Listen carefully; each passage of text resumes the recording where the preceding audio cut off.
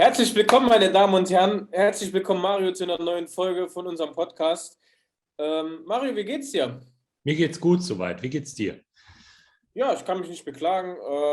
Mir geht's sehr gut. Bin auch nicht gestresst, passend quasi zu unserer heutigen Folge. Ähm, ja, was macht deine Läuferkarriere? Du hast im Ja, Vorfeld schon gesagt, du hast ein bisschen was an Gewicht verloren, sagst du. ja, ich wiege nur noch 91 Kilo und habe ein bisschen abgenommen, sage ich mal. Aber also mein Osteopath sagt schon, man kann die einzelnen Muskelphasen, also die einzelnen Muskeln wirklich beim Fühlen schon voneinander unterscheiden. Das ist nicht mehr eine Masse, sondern man kann den Quadrizeps, also den vierköpfigen Oberschenkelmuskel, kann man wirklich schon die einzelnen Sektionen fühlen. Ansonsten, ja. Es ist meine Narbe hier an der Schulter, die wird langsam ein bisschen schmerzhafter, weil da auch sehr viel Fettgewebe fehlt. Aber das liegt halt daran. Jetzt meine Laufbilanz diese Woche ist 69 Kilometer Joggen, also Laufen, und 152 Kilometer Fahrradfahren. Schwimmen kommt ein bisschen zu wenig. Eigentlich hatte ich heute Morgen auch noch vor der Aufnahme hier 1,5 Stunden laufen. Das wäre in meiner Wahrnehmung so 17 Kilometer gewesen. Ich bin aber ein fauler Hund und bin nicht aus dem Bett gekommen. Deshalb war ich nur testen und Brötchen holen und habe ja schon gefrühstückt und jetzt bin ich hier mit dir. Genau. Sehr schön, sehr schön. Und bei Ja, dir? heute, bitte? Und bei dir? Ähm, ja, bei mir, ich war jetzt ja die Woche in Barcelona, deswegen war bei mir jetzt sportmäßig noch nichts am Start, sage ich mal. Morgen aber werde ich mich hier endlich in einem Fitnessstudio anmelden. Hier läuft das alles so ein bisschen anders mit den Fitnessstudios, weil du quasi keinen monatlichen Beitrag hast, sondern das wird hier so ein bisschen gestaffelt nach 3 Monaten, 6 Monaten oder ein ganzes Jahr Mitgliedschaft. Und dementsprechend sind da die Preise ein bisschen anders. Dann hat jede Woche quasi mal ein anderes Fitnessstudio, eine andere Aktion, wo das halt günstiger ist.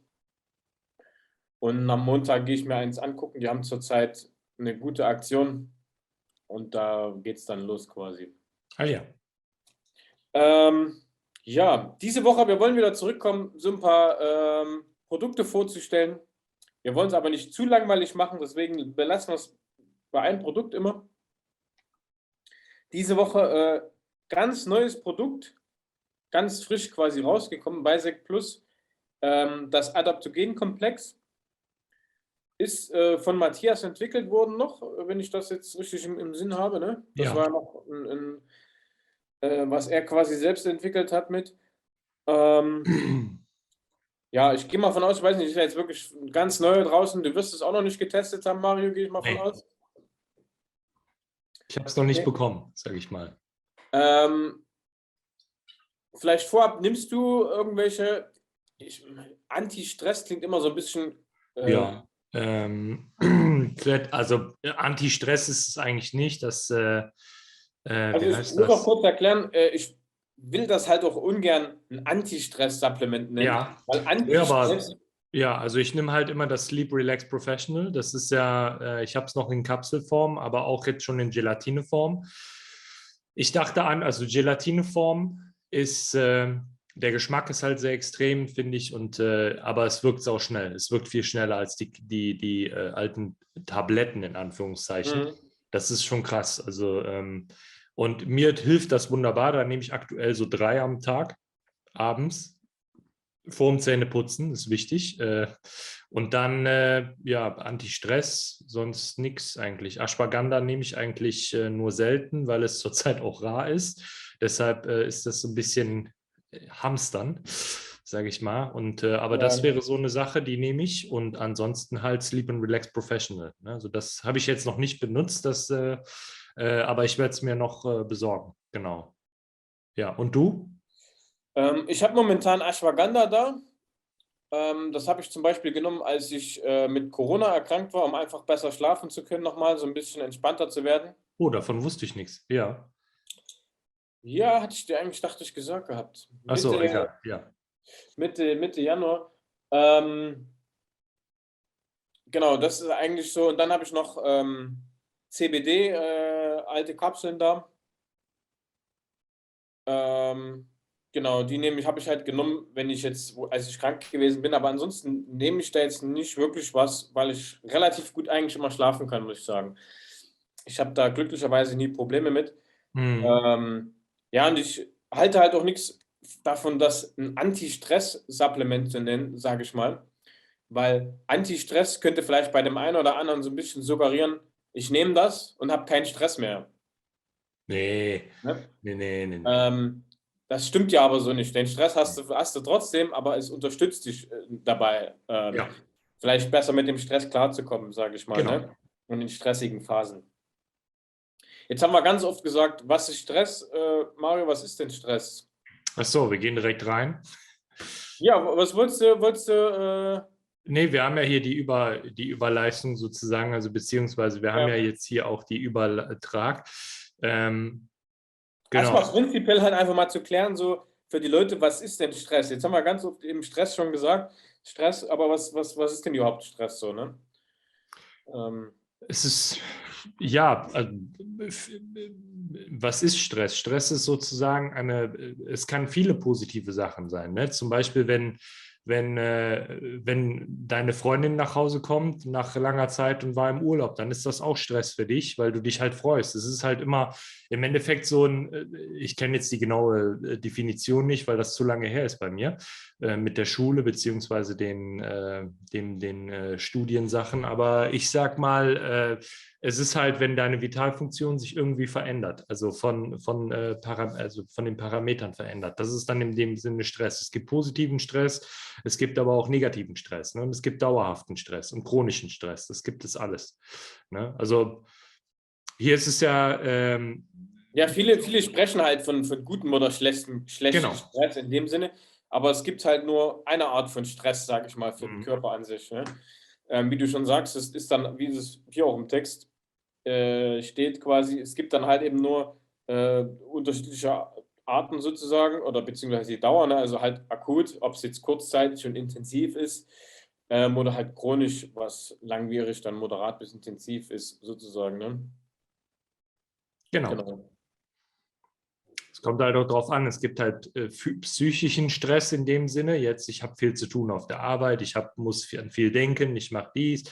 Oder es gibt halt auch den ökonomischen Stress. Ne? Das heißt zum Beispiel, ich habe einen Marathon bevor oder ich mache zum Beispiel Murph Challenge beim CrossFit und so weiter. Das sind halt alles so das sind wirklich Stressfaktoren und auch halt die Reize, die du dann damit auf deinen Körper auswirkst, das ist alles Stress, was der Körper auch verarbeiten muss. Ne? Und es gibt halt positiven Stress und negativen Stress. Es gibt halt zwei Nerven im Körper, das ist einmal der Sympathikus und einmal der Parasympathikus. Lass sie mich jetzt nicht vertauschen, ich benutze die nicht oft. Sympathikus ist, glaube ich, der für die Stresslevel, also der steigert das Stresslevel, wenn dieser stimuliert wird. Das bedeutet, der lässt das Herz schneller rasen, der Puls geht hoch, die Aufmerksamkeit wird höher, die Pupillen ersteigern sich eventuell, also im Endeffekt da, wo der Tiger kommt. Und der Parasympathikus ist dann der sozusagen für Entspannung sorgt und so weiter. Dann, wenn man einen Tag in der Sauna ist oder irgendwie Background-Musik hört oder sich entspannt, Klangschale, Yoga und so weiter, das ist dann halt für den Parasympathikus der dann halt eher etwas für die Entspannung zuständig ist. Ne? Genau. Ja. Und da können wir auch mit Nahrungsergänzungsmittel drauf wirken. Ne? Du hast dich da anders vorbereitet als ich. Ja, genau, richtig. Ne? Also wie gesagt,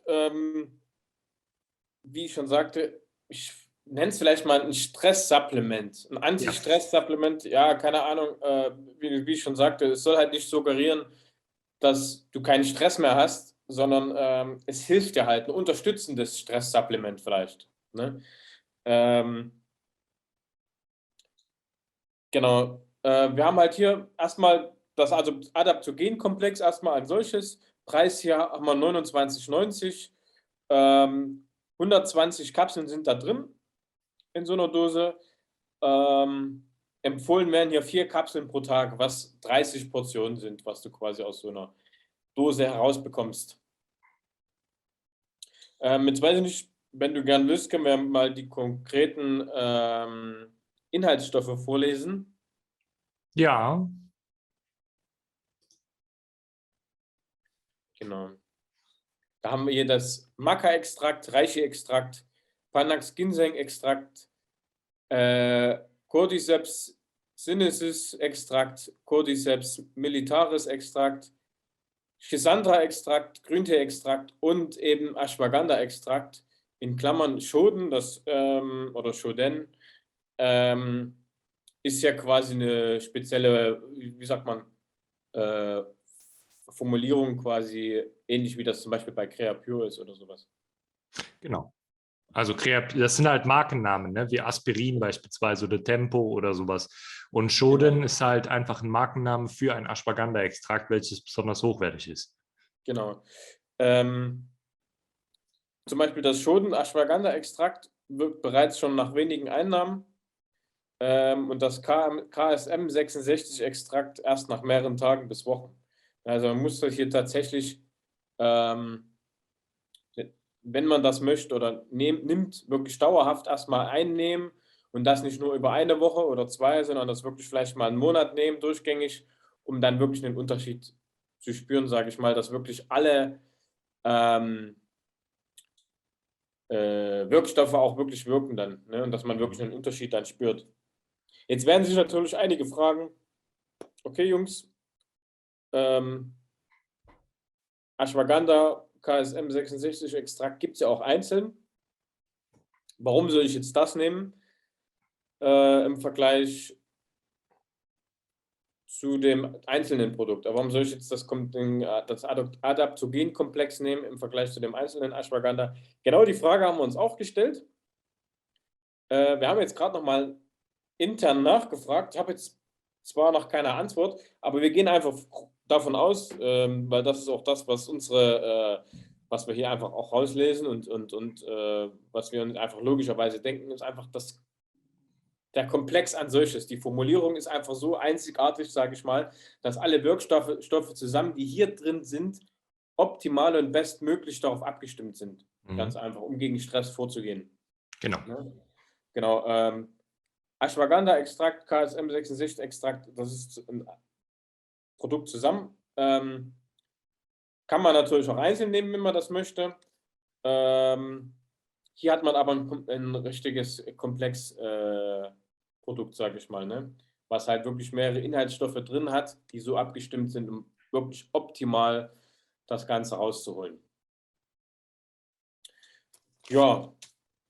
Das kann man dann vielleicht auch so vergleichen mit zum Beispiel Intra Plus, zum Beispiel, das ist auch ein Komplex. Und ja, BCAAs, ne? Oder auch mit nach dem Training dem React und Clean-Konzentrat. Ne? Das sind auch Genau, ne? Komplexe. Man kann das halt auch immer einzeln nehmen, wenn man das möchte. Ja. Man kann halt aber auch einen Komplex einfach nehmen. Ne? Bevor man sich das quasi, wie schon erwähnt, hier ist zum Beispiel auch Maca mit drin. Bevor man das quasi alles einzeln nimmt, hat man hier einfach ein Komplexprodukt, wo alles im Prinzip sozusagen drin ist, was man benötigen würde. Ja, so viel gibt es jetzt eigentlich gar nicht mehr dazu zu sagen. Ich weiß nicht, es gibt leider dadurch, dass es hier noch ein ganz neues Produkt ist, gibt es hier noch keine Produktbewertungen, dass man vielleicht mal ein paar Kundenrezensionen hat. Nee, gibt es noch keine, steht noch Nee. 0 leider dran. Ich weiß nicht, Mario, hast du vor, es mal auszuprobieren, dass man vielleicht sagen kann, vielleicht in einem Monat oder so könnte man nochmal das anstoßen, drüber zu sprechen oder Doch, also da können wir mal ein Testing drüber machen, auch das ist gar kein Problem. Aber ich habe es jetzt, wie gesagt, noch nicht. Ich werde es, denke ich mal, im April bekommen und dann ja, werde ich das auch mal dauerhaft testen. Jetzt zurzeit bin ich halt bei Enzymkomplex so in der Phase, ne? So deshalb und ich nehme zurzeit eigentlich auch, doch, ich nehme Supplemente. Ja, aber halt eher so wirklich auf Triathlon-spezifische Supplemente, ne? Also die nicht so auf diesen Pump und Gedöns ausgehen, sondern schon sehr hochwertige Ausdauerathleten-Supplemente. Ja, genau. Nimmst du zurzeit irgendwelche besonderen? ja, ich habe jetzt also vor 2 Tagen habe ich angefangen, wieder Kreatin zu mir zu nehmen, Ja, das wenn ich nehme jetzt ich am nicht. Montag anfange quasi, dass ich schon mal so ein bisschen, in Anführungsstrichen, ne, so ein bisschen vorlade sozusagen, Ja, ja. in dem Sinne, ähm, genau, damit habe ich jetzt angefangen, Kreatin wieder zu nehmen, Kreatin AKG, Ja, genau, das ist so das, was ich momentan, ja klar, und dann halt, gut, das Gängige halt, was ich nehme, Zink, Vitamin D, basische Mineralien, ähm, genau. ja, genau. Basische Mineralien sind halt auch so ein Ding, was ich halt nehme, weil ich sehr viel schwitze durch sehr viel Sport. Kommt es halt auch mal zu Salzverlust beziehungsweise Mineralienverlust und dadurch nehme ich einfach dann die Mineralien dann dauerhaft wieder auf und das ist ganz gut. Nur ich nehme nicht, ich glaube, die empfohlene Menge sind ja 5. Nehme ich nicht immer. Das nehme ich jetzt nur an harten Tagen. Ansonsten nehme ich so 2 bis 3. Das ist halt, ja, genau. Mhm. Ja, gut, also ich habe da jetzt, ich nehme immer 5. Ja, kann man machen. So einfach um das, ja, man müsste jetzt halt, das ist halt immer so eine Sache, Mineralien, dies, das, müsste man halt wirklich mal mit eine Messung machen im Körper oder das mal auswerten lassen, eine Analyse, was du jetzt konkret brauchst oder nicht, ob du jetzt wirklich bloß 2, 3 brauchst. Wenn ich jetzt eine Weile wieder im Training bin oder du bist ja dauerhaft im Training, kriegst du auch ein ganz anderes Körpergefühl, so was für dich, was du brauchst. Genau. Ähm, Kannst du natürlich dann auch ganz anders nehmen. Du hast ja auch ganz anderes Fachwissen als jetzt vielleicht der ein oder andere Zuhörer, wo du jetzt Ja, sagst, du merkst das ja dann, ob du es brauchst, ob du es nicht brauchst, wo du unterstützen kannst. Ne? Das sind ja auch immer nur empfohlene Tagesmengen. Ne? genau. Also ich habe jetzt diese Woche habe ich was? 720 Minuten, Intensitätsminuten. Ne? Also wie viel sind das denn? Das ist eine blöde Frage.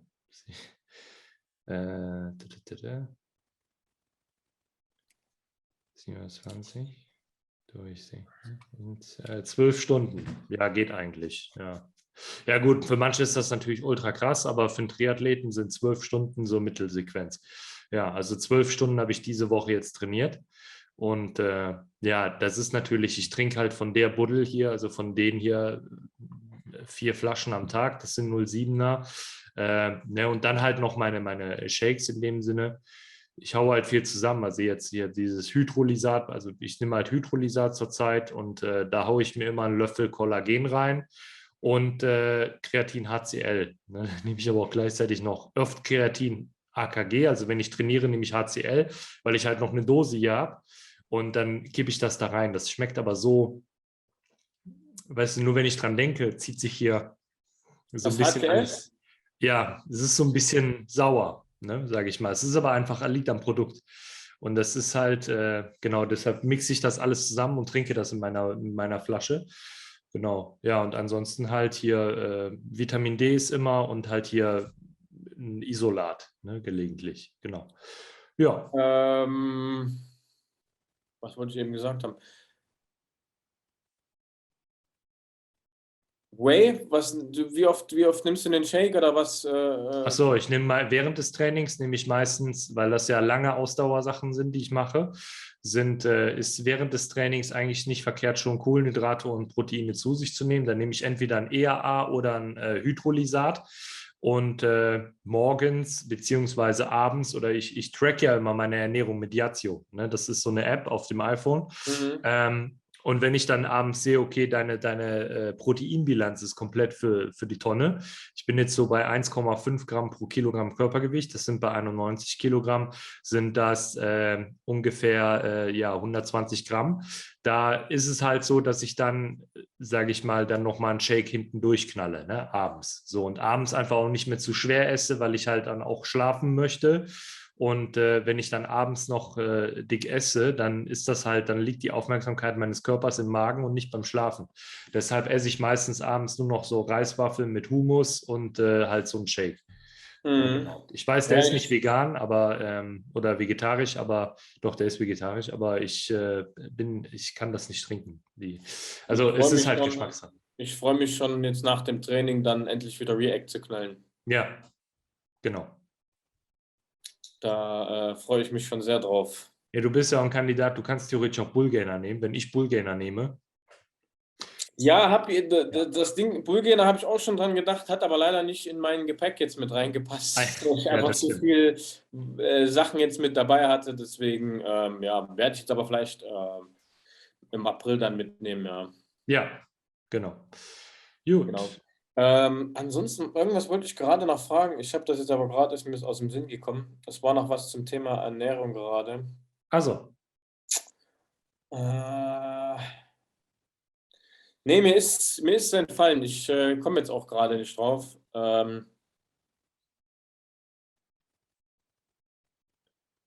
Hm. Okay. Nochmal ganz kurz. ja.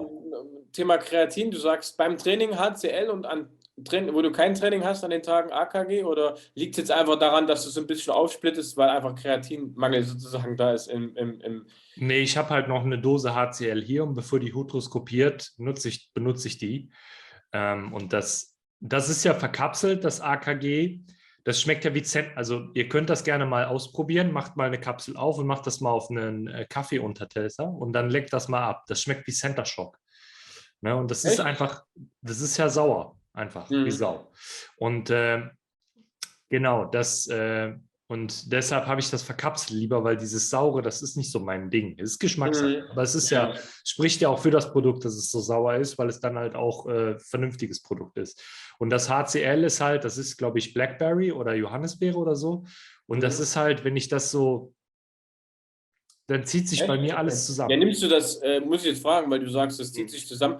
Mischst du das in Wasser oder nimmst du es Ja. direkt in den Scoop einfach und. Nö, ich habe ja so eine große Trainingsflasche, das sind ja diese, weißt du, so eine Trinkflasche halt mit oben drauf. Da mache ich halt einen Löffel Hydrolysat rein, einen Löffel Kollagen und einen Ah, Löffel. Kollagen, das war's, was ich dich Ach fragen so, wollte. Kollagen ist halt für Bänder, Sehnen und so weiter. Das ist Ja, ja, es ähnelt ja systematischer Zerstörung, was ich hier mache. Deshalb ist das einfach sinnvoll, mal so Kollagen zu nutzen, ne, genau. sozusagen. Kollagen können wir gerne mal demnächst auch Differenziert mal, betrachten. Ja. können wir auch mal genauer. Du nimmst das normale, also das Kollagen an solches, ne? Den Shake, den Drink von Ja, ja, Healthcare. den Drink, aber in neutral, genau. Mhm. Weil damit ich das besser untermischen kann, ja. Wie lange nimmst du es schon? Ein paar Monate. Okay. Ähm, Da können wir mal direkt genauer drüber sprechen. Ich glaube, das ist auch nämlich ein sehr interessantes Produkt, weil ich auch gesehen habe, dass sehr viele das mittlerweile nehmen, ist mir aufgefallen. Ich glaube, das ist auch ein sehr interessantes Produkt. Das ist nämlich das, was mir eingefallen ist. Ich bin aber, irgendwie ist mir das vergessen, habe ich es vergessen und jetzt ist mir das vorhin wieder eingefallen und nach 2 Sekunden war es wieder weg.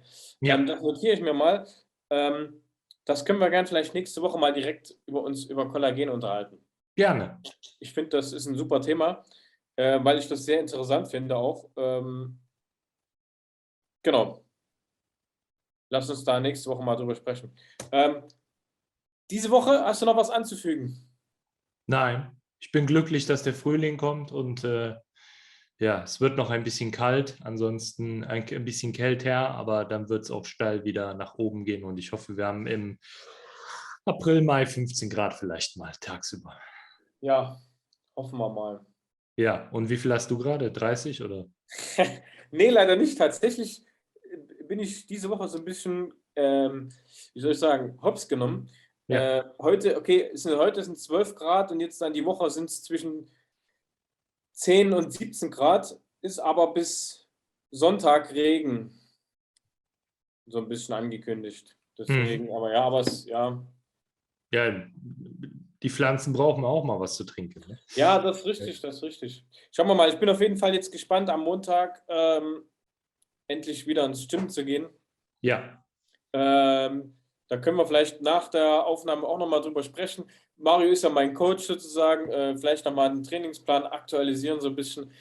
Freunde, falls ihr auch einen kompetenten Trainer braucht oder Coach, 500 € die Stunde, Mario ist da am Start. erzähl doch nicht solche Lügen. Nee. Hat seinen Nee, Preis, aber ich sag mal, das ist halt auch, wir müssen alle essen. Ne? Und deshalb hat das seinen Preis. Ja, und ich bin nicht zu teuer. Das wurde mir von mehreren gesagt. nö, am Ende des Tages, nee, war natürlich ein Spaß, Freunde, das ist ja ganz klar. Aber am Ende des Tages, wenn man halt tatsächlich Qualität haben möchte, muss man halt, man muss ja auch immer, wenn man sich einen Coach zulegt, immer das so sind, man investiert ja in sich selber. Ne? Es ist ja nicht, dass du den Trainer bezahlst für seinen nächsten Mexiko-Urlaub oder sowas, sondern du investierst ja in dich selber, weil er hilft dir ja und dir deine Ziele zu erreichen, dich besser zu fühlen, abzunehmen, was auch immer du vorhast. Deswegen sollte man das immer als Investment in sich selbst sehen, sage ich mal. Ja, also ein paar Leute habe ich hier schon drüber gekriegt. Ne? Also der bekannteste so wahrscheinlich auch in den Kommentaren und generell auf Instagram ist Philipp ZP zum Beispiel. Der war auch schon mehrfach bei mir gewesen im Studio. Und ja, den konnte ich auf jeden Fall sehr gut weiter. Der Kontakt ist ein bisschen eingeschlafen, aber ich glaube, das liegt an Covid-Zeit und so weiter. Aber das ist zum Beispiel einer, der ist immer am Ball geblieben. Ne? Genau. Sehr gut. Viele Ja. Grüße auch an dieser Stelle mal wieder an Philipp. Ich weiß, der hat auch immer mal Stress mit irgendwelchen Prüfungen oder irgend sowas. Ach ja, stimmt. Ja, ist auch Deswegen, wichtig. ja. Okay, Freunde, dann soll es das gewesen sein für diese Woche. Wir hören uns nächste Woche. Nächste Woche, wir haben auf dem Zettel stehen Kollagen. Seid auf jeden Fall gespannt, falls euch das interessiert. Mario, vielen Dank für deine Zeit. Wir sehen uns nächste Woche.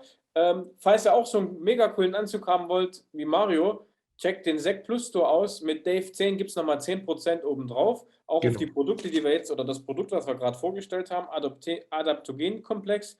10% mit Dave 10, DAV10. Ich werde es hier nochmal einblenden.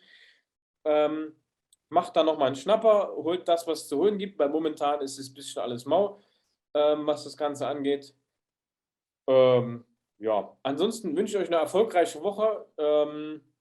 Viel Erfolg bei allem, was ihr vorhabt und haut rein, Freunde. Ciao. Ciao.